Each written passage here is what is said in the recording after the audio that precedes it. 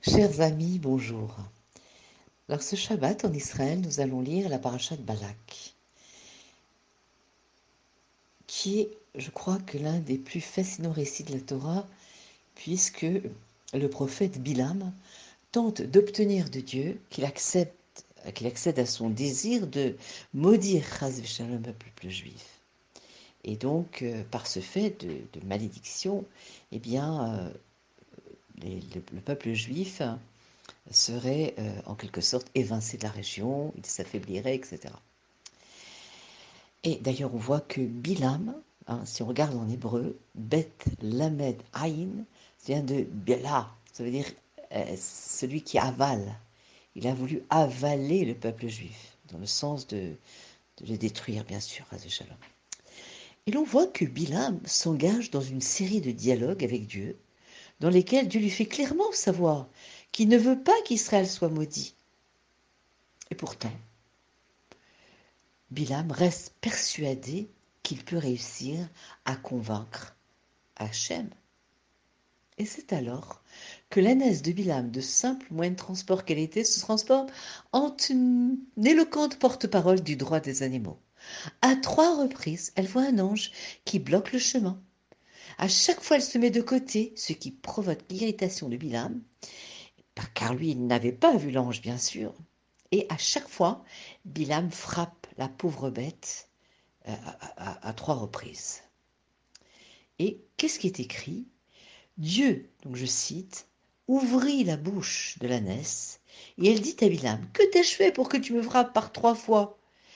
Bilam a répondu à l'ânesse, car tu m'as humilié. Si j'avais une épée dans la main, je te tuerais immédiatement. L'ânesse dit à Bilam, ne suis-je pas ton ânesse que tu as montée depuis tes débuts jusqu'à ce jour? Étais-je accoutumé d'agir ainsi avec toi? Il dit non. Alors Dieu ouvrit, dessilla les yeux de Bilam, et alors c'est là qu'il vit l'ange, se tenant sur la route avec une épée dans sa main, et il s'inclina bien sûr, et se prosterna sur sa face. L'ange de Dieu lui dit, pourquoi as-tu battu ton ânesse ces 3 fois? Voici que je suis venu t'empêcher de continuer. Alors Rachi nous explique que le fait que l'ânesse a pu voir l'ange n'a rien de remarquable. Pourquoi? Parce que l'ânesse a vu, mais Bilam n'a pas vu. Dieu a permis à l'animal de percevoir plus qu'un homme. Pourquoi? Parce que l'homme, étant donné qu'il est doté d'intelligence, s'il voyait l'ange, eh bien, il en viendrait à perdre la raison. Un ange menaçant avec une épée. Alors, l'idée exposée par Rachi exprime la leçon essentielle de tout l'épisode de Bilam. Il est une question qui revient souvent. Pourquoi Dieu a-t-il discuté avec Bilam en lui disant qu'il n'approuvait pas son voyage? Euh, Puis ensuite, il l'a laissé partir, tenter de maudire Israël et finalement déjouer son complot. Pourquoi, d'emblée, ne l'a-t-il pas empêché d'agir? Alors il faut regarder dans le Talmud de Makot 10b qui répond à cette question. Une personne peut suivre le chemin qu'elle désire, comme il est écrit, Dieu dit à Bilam, tu n'iras pas avec eux. Et ensuite, il est dit, si des hommes viennent t'appeler, lève-toi et pars avec eux. Alors l'essence de l'humanité est le libre arbitre, Prirat Rovshit.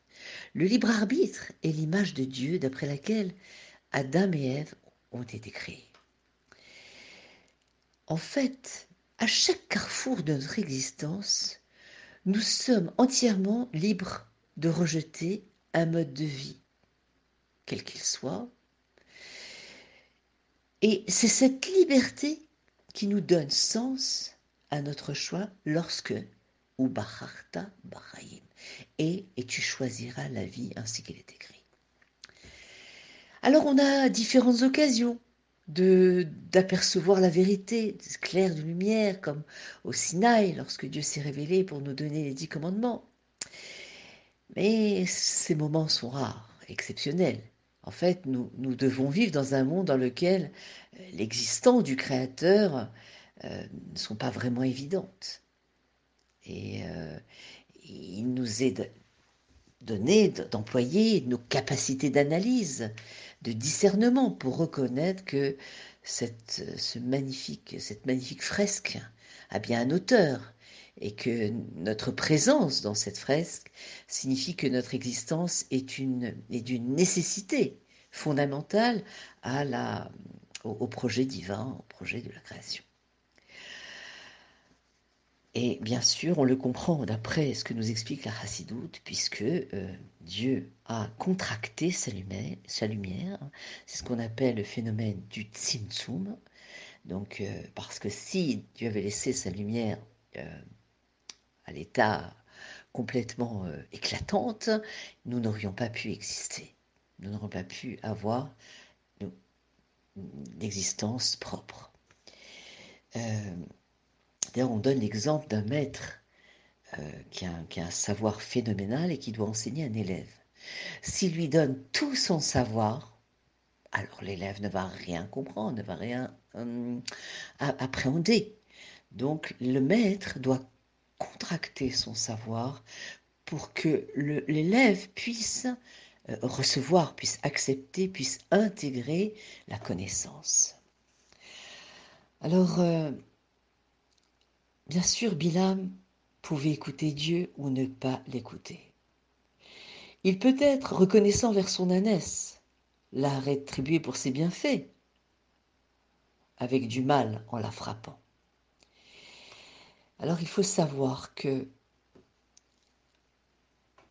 voilà pourquoi un animal qui n'a ni libre arbitre ni intelligence abstraite peut tout voir. L'ânesse de Bilam ne fut pas écrasée par la vision des forces spirituelles qui dirigent toutes choses, parce que cela ne va pas entraîner pour elle, il n'y aura aucune répercussion sur le plan, on va dire, cognitif. Elle n'a pas besoin, elle n'est pas donc dotée des outils intellectuels grâce auxquels nous avons une certaine appréhension du sens de la réalité. L'intelligence et le discernement nous sont donnés pour pouvoir percer de nous-mêmes le voile d'ignorance et d'obscurité qui sont jetés sur l'humanité. Alors si tel est notre choix, il nous faut donc que ce voile demeure en place jusqu'à ce que on puisse le retirer au moyen des outils que Hachem nous a donnés. On entend souvent dire, si Dieu m'apparaissait et me disait de le faire, alors je pourrais mener une vie en accord avec la Torah. Alors ça, c'est une bonne démarche, d'après ce qu'on vient d'expliquer, pour un âne. De plus, comme l'ont montré les événements qui ont suivi, le fait que Bilam ait vu les choses d'après la perspective de l'ânesse ne vont pas l'aider, puisqu'il continue de suivre le chemin qu'il a désiré. Et il faut savoir que dans la Hamida, nous récitons une bracha qui est Baruch Ata Hashem Chonen Adat. Béni sois-tu, Éternel, qui nous gratifie du Da'at.